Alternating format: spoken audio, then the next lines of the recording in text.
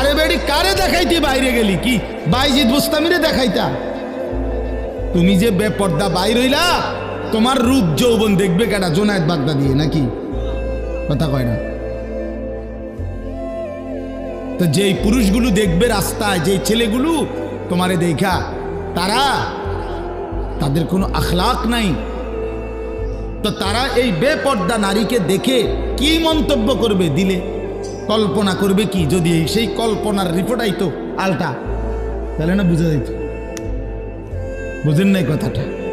একজন বেহায়া মেয়ে, বেহায়া নারী যখন বেপর্দা যায়, তো মনে করেন 30 জন পুরুষ তারে এখান থেকে দেবিদ্বার শহর মানে উপজেলা পর্যন্ত যাইতে গিয়ে তারে দেখছে। ধরেন এই 30 বেড়া এই বেডিরে লিয়ে কি ভাবছে, এটার যদি একটা রিপোর্ট আইতো,